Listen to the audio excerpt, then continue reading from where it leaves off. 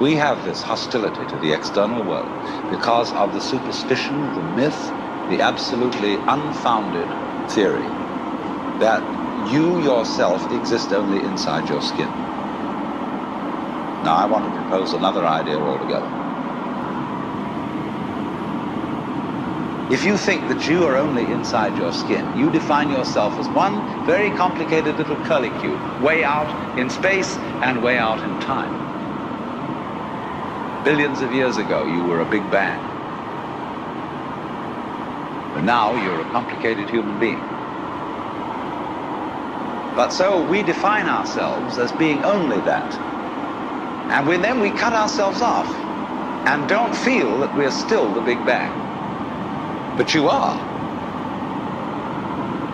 Depends how you define yourself.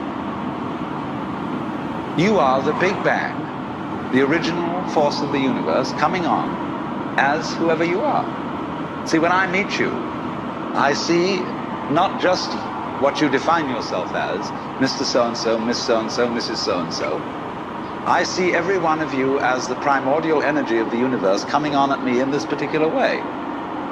I know I'm that too. But we've learned to define ourselves as separate from it. You and I are all as much continuous with the physical universe as a wave is continuous with the ocean. The ocean waves, and the universe peoples. And as the wave, I wave at you and say, you. The world is waving at me with you and saying, hi, I'm here.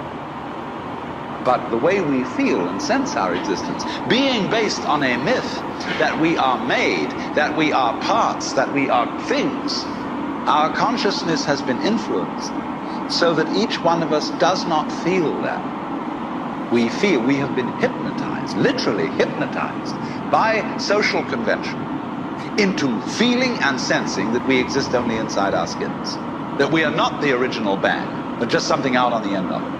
And therefore we are scared stiff. Gosh, my wave is going to disappear. And I'm going to die.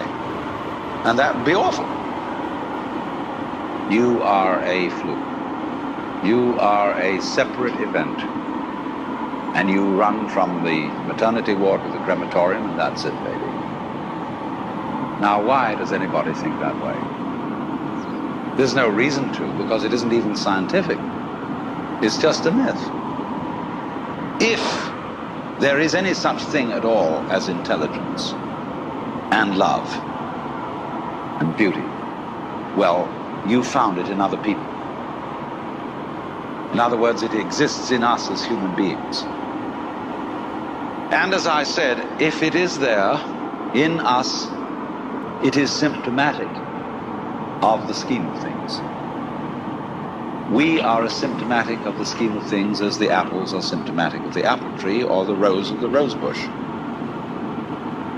When, as a scientist, you describe the behavior of a living organism, you try to say what a person does. It's the only way in which you can describe what a person is. Describe what they do. Then you find out that in making this description, you cannot confine yourself to what happens inside the skin. In other words, we are not separate. We and our environment, and all of us and each other, are interdependent systems. But the problem is, you see, we haven't been taught to feel that way. The myths underlying our culture and underlying our common sense have not taught us to feel identical with the universe, but only parts of it, only in it, only confronting it, aliens. And we are, I think, quite urgent in need of coming to feel that we are the eternal universe.